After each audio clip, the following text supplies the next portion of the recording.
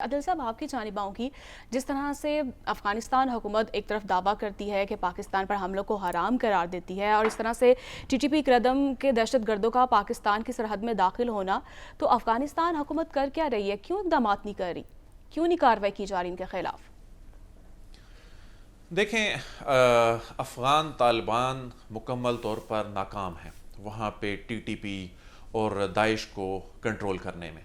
لیکن کچھ مسائل جو ہیں وہ اس وجہ سے ہیں، بلکہ جو اصل ہماری سیکیورٹی اور ہماری جو معیشت کو اس وقت درپیش چیلنجز ہیں، اس کی بڑی وجہ ہماری جو بارڈر مینجمنٹ ہے، اور وہ فیصلے جو ہمیں برسوں پہلے لے لینے چاہیے تھے وہ ہم نے نہیں لیے. اور وہ اس لیے نہیں لیے کہ ہمارے جو افغان بھائی ہیں اس بھائی چارے کی وجہ سے، کہ ایک لینڈ لاکڈ کنٹری ہے، اور افغان ٹرانزٹ ٹریڈ کی مد میں بھی ہم جس طرح سے بھگت رہے ہیں، اور جس طرح سے ہم نے وہاں پہ پاسپورٹ اورینٹڈ انٹری ختم کر کے ان کو جسٹ ایک تذکرہ پہ اور ایک بڑے معمولی سے پرمٹ پہ ہم لاکھوں افغانیوں کو یہاں پر آنے دیتے ہیں.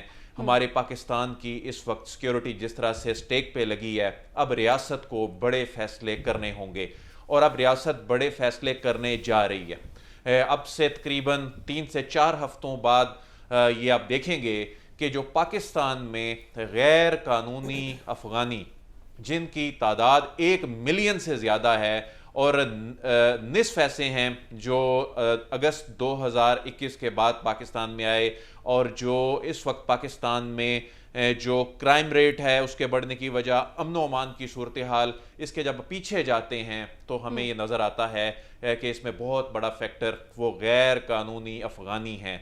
یوں تو تقریباً 40 لاکھ کے قریب ہیں، لیکن جو 1 ملین سے زیادہ ایسے ہیں جن کے پاس ویزا تو دور کی بات، پاسپورٹ بھی نہیں ہے، جن کے پاس کوئی ڈاکومنٹیشن نہیں ہے. تو آپ خود سوچیں کہ یہ ہمارے سسٹم کے لیے کتنا بڑا تھریٹ ہے.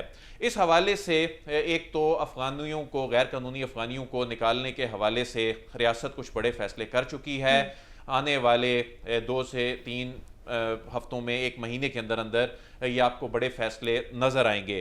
پھر جو بارڈر مینجمنٹ ہے، اس میں انٹرنیشنل لا جو ہے، جو عالمی قوانین ہیں، اس پہ وہ نافذ کرنا ہوگا. یہ نہیں ہو سکتا کہ کوئی پاسپورٹ کے بغیر ایک ایسے ملک سے ہمارے ملک میں آئے جہاں پر وہاں کی حکومت کا کنٹرول ہی نہیں ہے، جہاں پہ دہشت گردی جو ہے وہ پرورش پاتی ہے، اور وہاں سے لوگ اسی طرح بغیر کسی چیک کے آئیں. پھر ہمیں انلیگل معاشی جو ایکٹیویٹیز ہیں، اس کے حوالے سے جو ریاستی سطح پر بڑے اقدامات ہوئے ہیں، اس کے ہماری معیشت پر تو اثرات نظر آنے لگ پڑے، اور بڑے ہی خوش آئند اثرات ہیں، لیکن اس کی بہت سے لوگوں کو تکلیف بھی ہے، اور اسی تکلیف کے نتیجے میں بہت سی چیزیں، بہت سا رد عمل آنے والے دنوں میں آ سکتا ہے. اس کے علاوہ جو ایک اور بڑا جو اہم اس میں ایلیمنٹ ہے کہ دیکھیں یہ جو لوگ استعمال ہو رہے ہیں، یہ بارڈر مینجمنٹ، یہ تمام چیزیں، لیکن ان پہ پیسہ کون لگا رہا ہے؟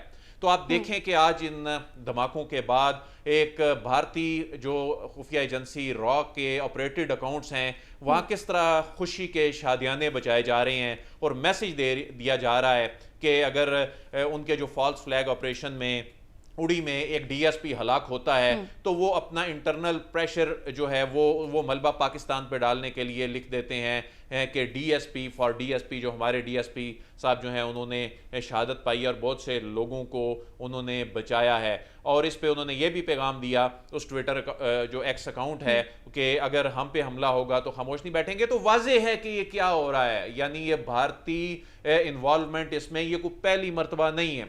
ٹی ٹی پی کو اور داعش کو ڈالرز لگا کے کس طرح سے پاکستان میں دہشت گردی کی گئی، کلبھوشن یادیو اس کی ایک زندہ مثال ہے. لیکن یہ تمام چیزیں جو آپس میں جڑی ہوئی ہیں، اس میں ہمیں اپنی جو سائیڈ ہے، اس میں جو ہمارا جو بارڈر کے حوالے سے، جو لوگوں کی موومنٹ کے حوالے سے، جو لاکھوں لوگوں کی موومنٹ ہو رہی ہے، اس کے حوالے سے ریاست کو اب بڑے فیصلے کرنے ہوں گے. اس کے علاوہ ہمارے پاس کوئی آپشن نہیں ہے، اور اس میں افغان ٹرانزٹ ٹریڈ اس کو ہم ختم تو نہیں کر سکتے. ٹھیک ہے، ہمارے پاس کوئی آپشن نہیں ہے. بالکل عادل صاحب، آپ کا کامنٹ آ چکا ہے. بالکل